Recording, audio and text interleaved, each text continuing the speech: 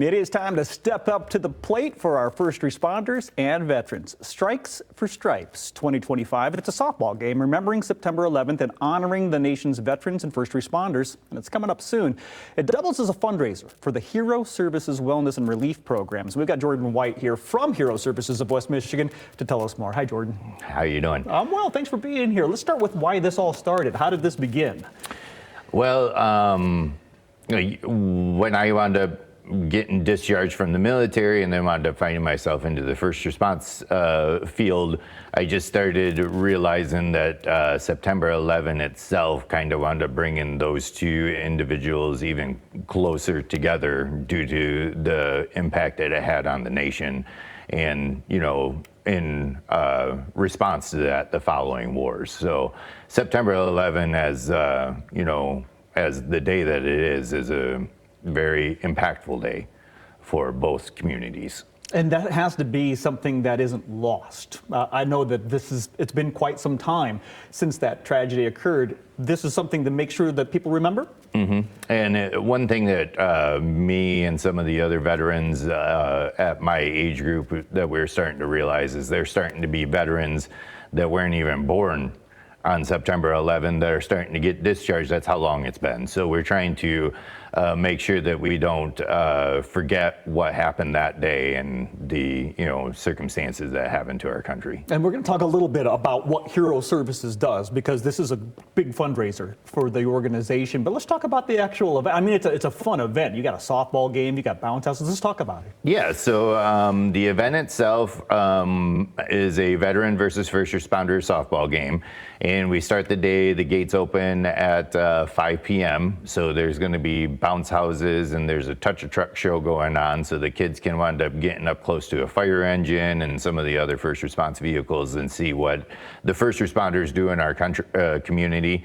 And then we have our pregame ceremony that we're lining up, and we have the color guard coming in and just some various different things for the pregame ceremony. That's going to be about 15 minutes. And then we'll also have the veteran versus first responder softball game happening immediately after that. Perfect. And do we have a record? Do we know who's up?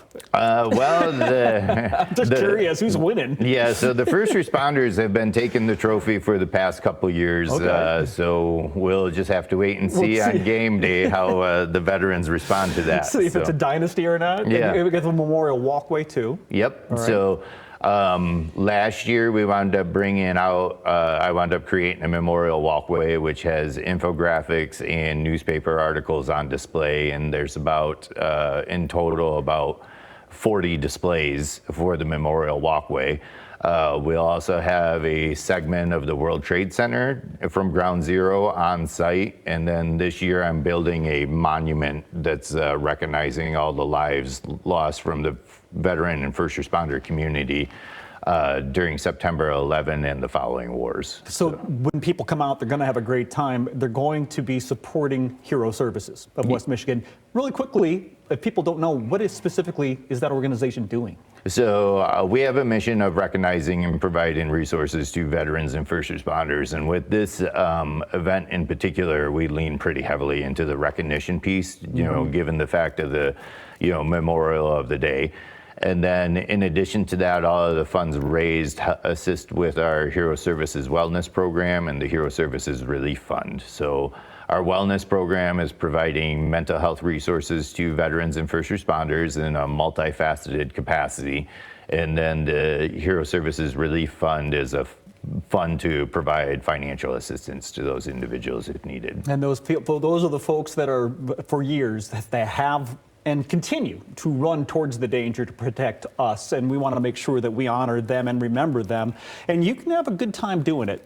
September 13th, Strikes for Stripes, Cornerstone University, DeWitt Field. I'm sure you got the venue's beautiful. Yeah, so DeWitt Field, we've been playing there for the past couple of years, and we really appreciate the partnership that we have with Cornerstone and our sponsors for allowing us to have this event. I would say that this event is probably what we're most recognized for. So let's pack the place, shall we? HeroServicesofWM.com/strikes for stripes if you need more information. Jordan, thank you for the time this morning. Thank you.